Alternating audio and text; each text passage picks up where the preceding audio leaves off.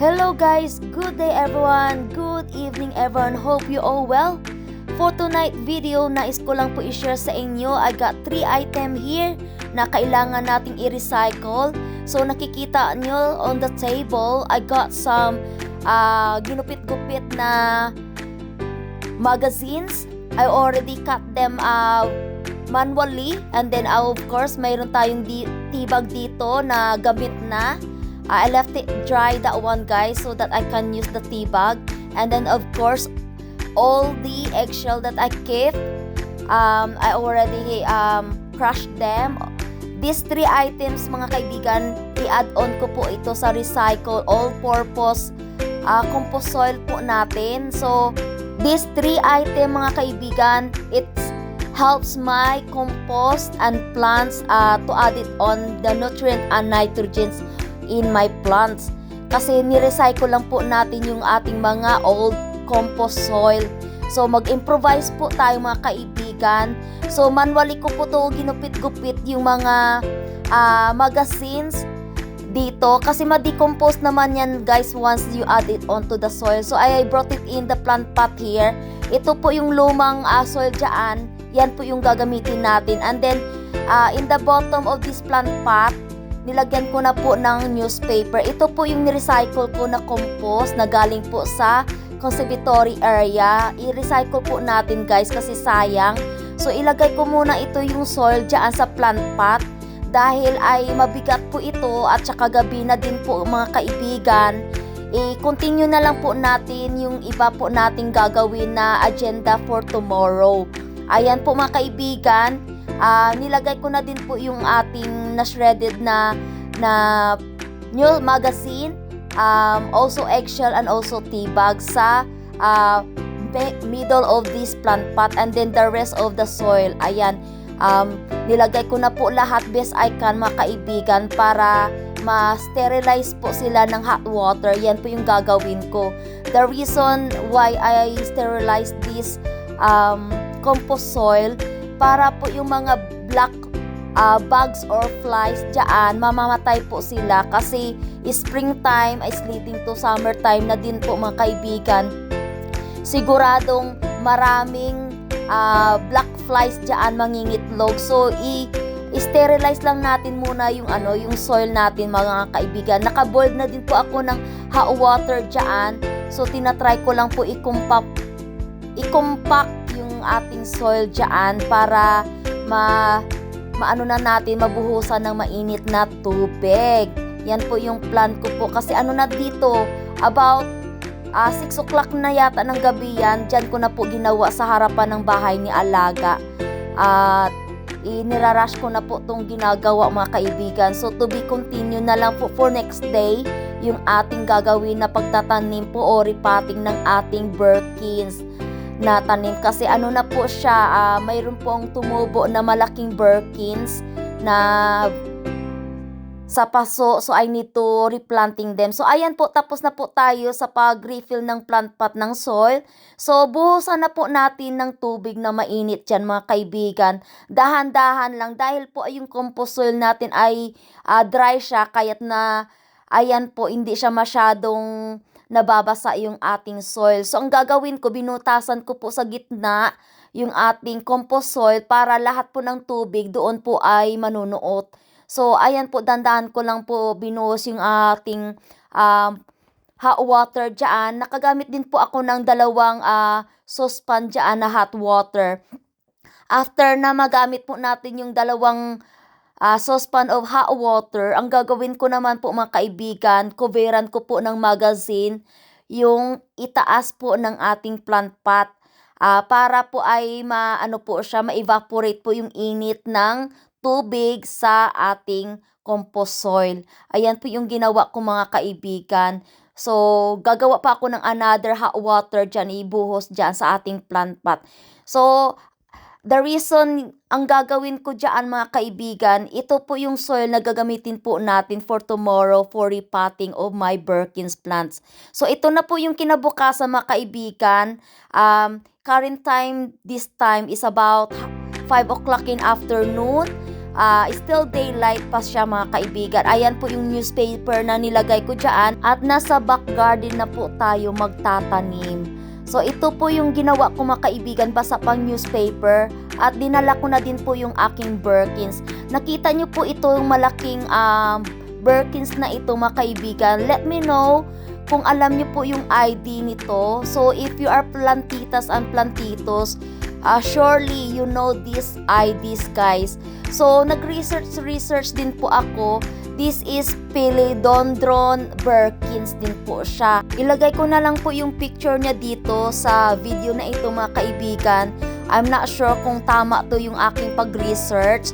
So kung alam niyo po yung ganitong klaseng tanim, let me know guys, comment lang po kayo para malaman natin kung anong klaseng varieties o Birkins po ito.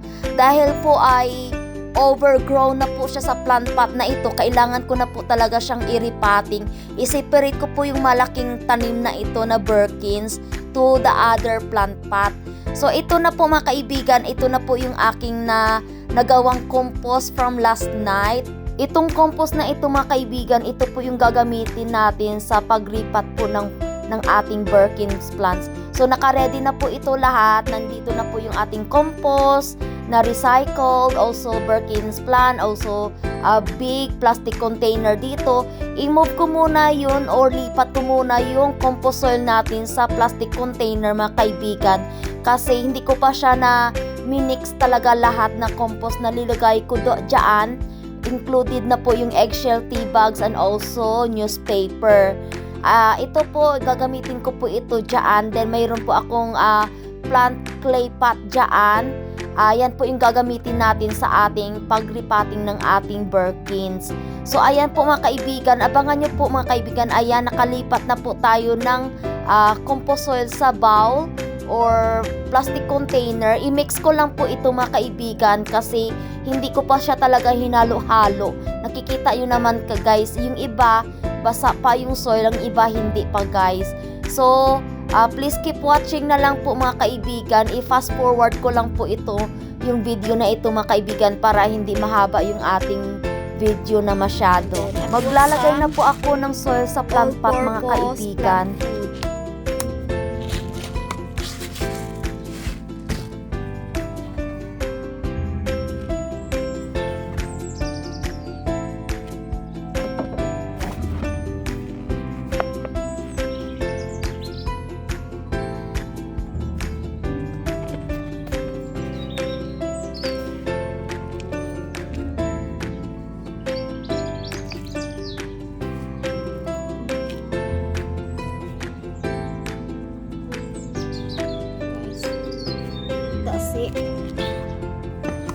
I will put this aside first, and then I use this one guys, and then I'm gonna plant our Birkins.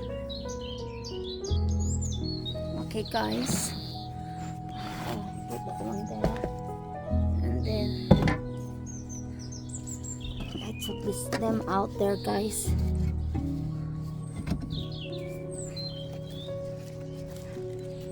Current time here already guys is about 5 o'clock in afternoon. So I just remove them here. You see that guys, is big roots there and it's starting rotten. So I need to gently remove this one. And I need to get some plastic. I got some oil barbecue aluminum tray there. And then I'll make sure that some roots is completely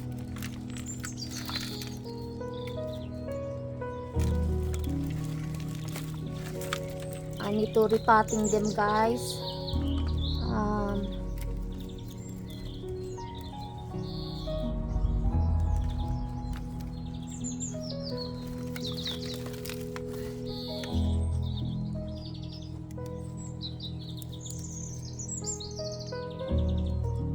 We got some babies as well there guys.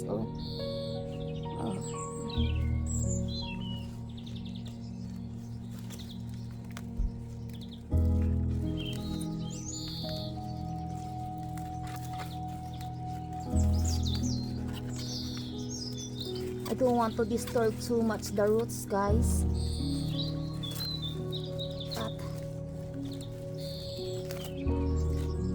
I have to. Okay, one. And they got so many small Birkins here.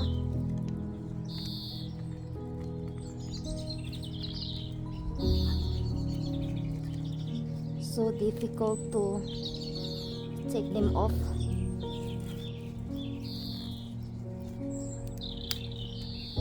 This one here, guys.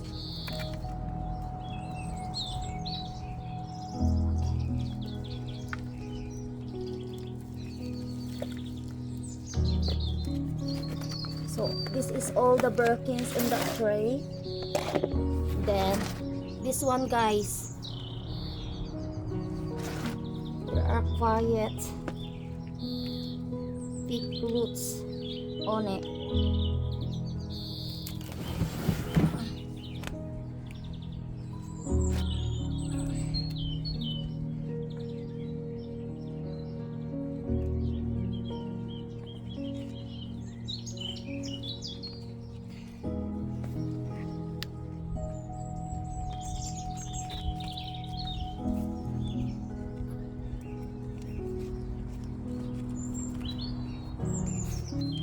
All compost soil, guys, and then I just only add on some crushed eggshells and also newspaper and tea bags on it to give extra nutrients to our soil.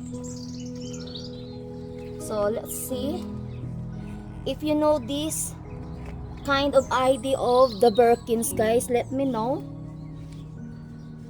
because it's not the color and also the shape of the leaves is quite big comparing of this kind of Birkins. I like the Birkins of this. Look, that's other Birkins leaves, guys. Look at that comparing for this one. So I just leave that one because I need to sort them out later.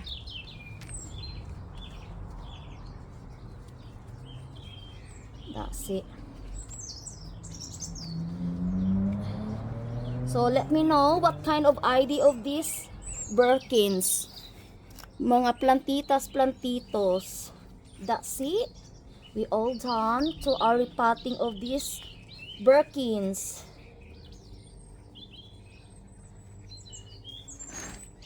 That's it.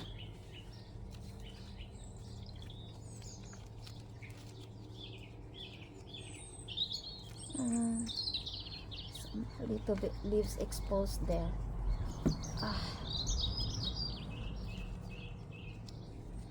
I need to expose these leaves. Oh.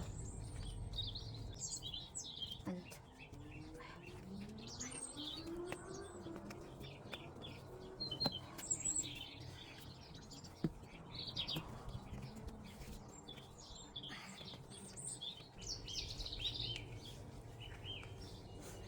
this is my indoor Birkins plants, guys. That's it, is all done.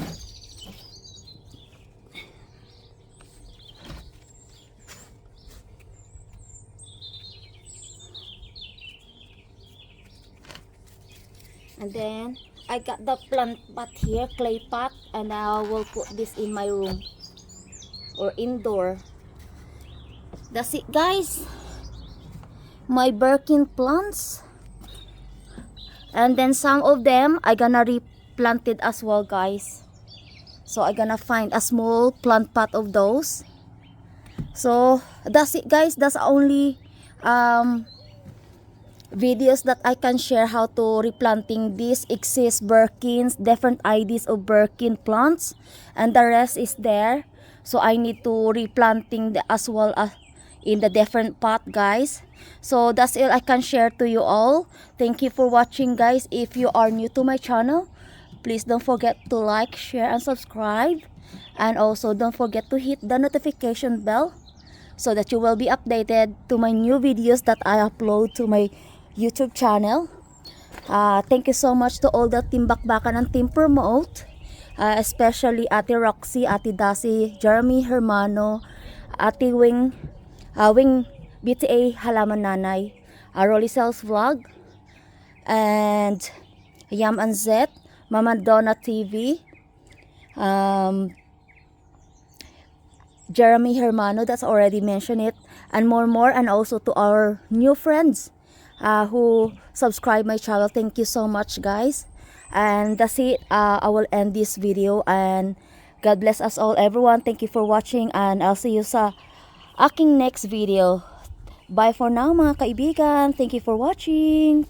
God bless us all, everyone. Bye.